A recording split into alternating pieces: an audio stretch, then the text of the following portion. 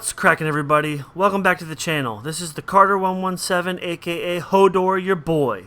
In today's video, we're going to check out an awesome Elite controller configuration for Reaper. If you're looking for any other Overwatch character configurations, please check out my other videos in this series. I have left links on the characters I have made videos for so far on this image, post on the screen, and in the description. Be sure to subscribe to my channel so you can check back for more videos. Now let's get to it. Now, let's take a look at Reaper's abilities. His ult is Death Blossom. You know, when you have him running around and he's saying, die, die. Yeah, that thing's a real bitch. RB, which is Shadow Step. LB is Wraith Form. The right trigger is the Hellfire Shotguns. And his passive ability is collect soul globes to restore health, which can be pretty helpful, especially if you're going hard on everybody.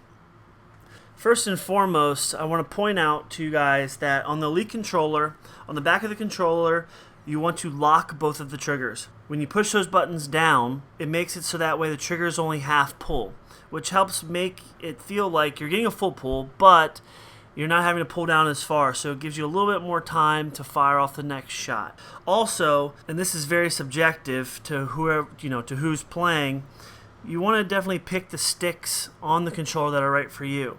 Me personally, I use the shortest sticks on both of them. If you're using a character who needs more accuracy, like Widowmaker and Hanzo and Genji, it's a lot better sometimes for some people to put the taller stick on the right-hand thumbstick, just so that way, in theory, it makes you more accurate. I never had that ability. For some reason, I guess since I've been playing Xbox forever, it just didn't work for me. So what we definitely want to do is we want to go into the settings first and foremost within the game. Go to Options, hit RB twice, go to Controls. Now, what you guys should notice is on the top right where it says All Heroes, you can actually click on that and select the hero configuration that you want to manipulate. And I highly suggest doing this for all of the characters that you use, so that way you're not always going into your option settings and fucking with them and making them right or wrong and throwing yourself off if you have to change characters. So on Reaper, I use a horizontal sensitivity of 28 and a vertical sensitivity of 23. Now, I slowed down the vertical sensitivity because there's not very often that I'm looking up and down all that much, and then when I want to be a little bit slower so I can be a little bit more accurate. The horizontal sensitivity, I increased that. If you see my other videos with Hanzo, I have it around 17. I increased this because he uses 2 shotgun pistols, and those shotgun pistols have a really wide spread, so it makes it a little bit easier to control, a little bit easier to get the hits you need, and everything like that.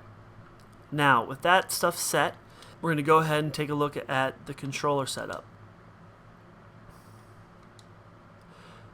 So what we're going to do is we're going to go and create a new configuration.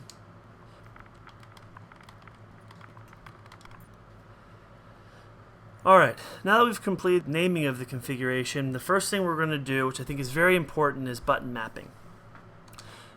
Now, so in order to do the button mapping, you first hold down the button that you want to be assigned, and then after that you hit the button that you want it to be assigned to. So for instance, I'm going to assign the left bumper, which is the Wraith form, to the left trigger.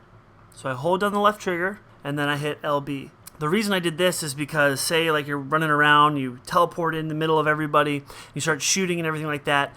For me, it was a lot quicker to just hit that left trigger quicker than the LB button, just because of the way my fingers are holding the controller. Next, what we're going to do is we're going to assign RB to the left lower paddle.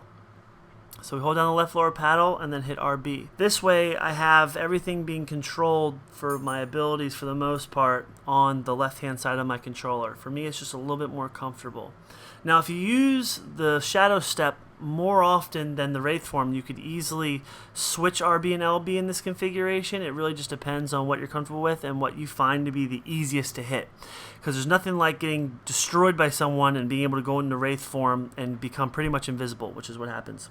Then what we're going to do as well for the last button mapping is we're going to assign the left trigger to the bottom right-hand paddle. So we're going to hold down the bottom right-hand paddle and then hit the left trigger. The reason I put the left trigger on the lower right-hand paddle is so that way you could cancel out the Shadow Step. Alright, so we're going to leave the rest of this stuff alone. Then we're going to get into the other configurations. So my left stick, I switch it to aggressive. Basically shows that I get over there and then it's just a little bit more faster getting to the outside and the movement. As you can see, the green is what it will be doing as opposed to the default, which is white. But within the aggressive, since it's my left hand stick, I go down and I boost up the aggressiveness to second to the last one. And as you can see, the curve in the graph shows the rings around here. So by the time I get to this, it jumps straight up and then goes right out. I find that this is helpful in regards to being able to strafe left and right and stay unpredictable against the enemy, which is really important, especially in a game like this and most first-person shooters. Then I'm going to go to the right-hand stick, and I'm going to set this one to aggressive as well. But what I'm going to do is I'm going to downplay this aggressiveness just a little bit. I'm not so much worried about dead-on accuracy as I would be with other characters, such as Widowmaker and Hanzo, because the spray of the shotguns are so big and wide. You know, you want to be able to turn quickly, but still be able to hit your shots. It just makes you a little bit more responsive. You don't have to do as fine-tuned of movements. Then I go down to the triggers. And for this character, I definitely am going to do 0 for when the button is supposed to initiate when it's going to hit. And then I'm going to bring 100, I'm going to bring it up to 1. So that way, as soon as I hit the trigger, it's noticing that I'm hitting it and it's letting go. So as soon as I hit the trigger, it's going off. And I'm going to do the same thing on the right-hand side. So I'm going to put this up to 1. Alright, and then vibration. I usually put my vibrations all the way down except for on the left main and the right main. I usually leave those maybe with just like half of one, so that way I get a little tiny bit of feedback from the controller, because for me, I'm really bad at noticing when I'm getting shot, especially when everything else is going wrong. And then after you've finished completing that, you want to go down to it, select it, and then I'm going to put it in slot 2.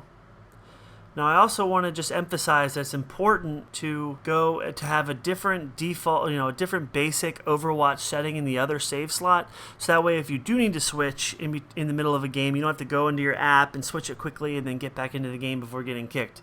So with my basic configuration, which you can see in one of my other videos that I've posted earlier on, I put LB and RB on the bottom paddles, A on the upper paddle, and the right stick click on the right hand paddle.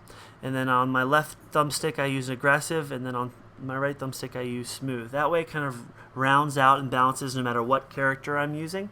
And also some of these configurations that you've seen in this series will translate across a few different characters. But that's all I really have for you guys today with this particular setup. If you have any questions, comments, concerns, please let me know in the comments. If you have any feedback, let me know in the comments. Make sure you subscribe to my channel so that way you can stay up to date with my new videos that are coming out, especially with the Elite Controller configurations. I appreciate you all tuning in. I'm out.